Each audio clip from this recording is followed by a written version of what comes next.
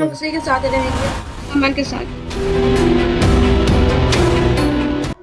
सुहाग रात के दिन ही पत्नी ने चाकू का डर दिखाया और कहा कि अगर मेरे पास आए तो चाकू से तुम्हारा गला काट दूंगी। नमस्कार दोस्तों, कहते हैं कि शादी सिर्फ दो लोगों का नहीं, दो परिवारों का मिलन होता है। लेकिन क्या हो जब इस मिलन के ठीक बाद शुरू हो जाए डर, शक और एक ऐसी साजिश जो आपकी जिंदगी को तबाह कर दे। यह कहानी है प्रयागराज के एक नौजवान की, जिसे लोग कप्तान कहकर बुलाते थे। बड़ी सादगी से रिश्ता तय हुआ। लड़की का नाम सितारा था। परिवार वालों की सहमति से, समाज के आशीर्वाद से और भगवान की गवाही में। लेकिन शादी की पहली ही रात से शुरू हो गया एक खौफनाक सिलसिला। शादी की पहली ही रात थी। कप्तान जब अपने कमरे में पहुंचा तो सोचा आज से एक नई जिंदगी की शुरुआत करते हैं। लेकिन सामने जो दुल्हन बैठी थी वो कोई और थी। कमरे का माहौल अजीब था। सितारा के हाथ में एक तेज धार वाला चाकू था। आइए जानते हैं कप्तान ने क्या कहा। तो सर वो चाकू ली हुई थी। मैं सोचा ये चाकू क्यों ली है, तो मेरे मन में कुछ ऐसे मैं सोचने लगा कि चलो कॉमन सी बात है, चाकू ली होगी। लेकिन सर मैं जब उसको टच करने गया तो मुझे चाकू कह रहे मतलब धमकी देने लगी कि अगर टच करोगे हम तुमको मार देंगे, या तुमको मारेंगे अपने आप को मार देंगे। तो मैं बोला ऐसा क्यों? कह रहे हैं कि मैं और किसी से प्यार करती हूँ और उसका अमन नाम है। कप्तान ने मीडिया को बताया कि सर वो चाकू लेकर बैठी थी। मैंने पूछा ये क्यों, लेकिन जब मैं थोड़ा पास गया तो बोली अगर पास आए तो मार डालूंगी या खुद को खत्म कर लूंगी। उसी रात से कप्तान की जिंदगी एक डरावनी फिल्म बनकर रह गई। हर रात डर, हर सुबह बेचैनी और हर दिन एक सवाल, ये शादी थी या कोई जाल। एक दिन कप्तान ने साहस किया और पूछ ही लिया, आखिर तुम मुझे अपने पास आने क्यों नहीं देती हो? तब जो बात सामने आए वो किसी और इंसान को अपना दिल दे बैठी थी। तेज स्वर में बोली, मैं तुमसे प्यार नहीं करती, मेरा प्यार तो कोई और है जिसका नाम है अमन। हाँ, अमन और कोई नहीं, कप्तान का ही भतीजा था, जिससे बात करने के लिए वो कप्तान का मोबाइल छीनती थी, उसे धमकी देती थी और कॉल भी कर लेती थी। शादी के बाद भी उसी के लिए तड़पती रहती थी।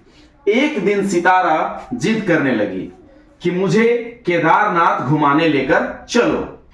कप्तान को कुछ अजीब सा लगा। उसे याद आया इंदौर का राजा रघुवंशी वाला हत्याकांड, जहां एक औरत ने अपने ही पति को हनीमून ले जाने के बहाने पहाड़ियों पर ले जाकर खाई में ढकेलकर मार दिया था। कप्तान ने जो बताया वो सुनते हैं। तो सर वो बोल रही थी कि हमको आप केदारनाथ घुमाने ले चलिए। तो हम सर फिर उसके बाद का मतलब कांड पहले कह रही थी। हाँ, लेकिन फिर जब वो हमको चाकू दिखाई तो मेरे भी दिमाग में आया, अरे तो सही बात ये लग रहा है जो ये राजा रघुवंशी के साथ हुआ है, ये सब सोनम लोग और जो ड्रम में भर दी थी वो सब, तो ये मेरे साथ भी ऐसा कर देते। तब उस दिन मेरे दिमाग में आने लगा। सर मैं बहुत डर गया था अपने समय। 2-3 दिन सर समझ लीजिए साथ में थे कि हमको नींद नहीं आती थी। सर मैं बहुत डर गया था। सर मैं डर गया था, लग रहा था कहीं मुझे भी मारकर खाई में ना फेंक दे। मैं 2-3 दिन सो नहीं पाया और फिर 1 जून 2025 की रात सीसीटीवी कैमरे में जो रिकॉर्ड हुआ वो देखने लायक था। रात करीब 1 बजे सितारा छत पर जाती है और एक पिलर पकड़ती है, जिसके सहारे वो बिना किसी को बताए छत से नीचे कूदकर भाग जाती है। उसके बाद क्या हुआ? कप्तान सुबह उठता है और देखता क्या है कि उसकी पत्नी गायब है। कप्तान ने थाने में रिपोर्ट दर्ज करवाई, पर अब सब कुछ बदल चुका था। शादी उसके लिए एक डरावना ख्वाब बन चुका था। कप्तान ने बताया, रात में लगभग 1 बजे वो हमारे छत पर से कूद के भाग गई।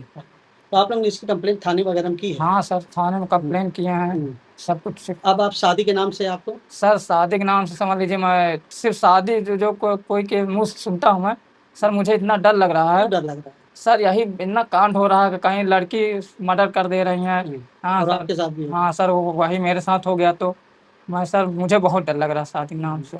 जब कोई शादी का नाम लेता है तो मैं कांप जाता हूं। मुझे लगता है कि शायद अगली बार मेरी लाश किसी जंगल में या किसी खाई के नीचे मिलेगी। जब शादी पूरे समाज की सहमति से हुई थी तो सितारा ने धोखा क्यों दिया?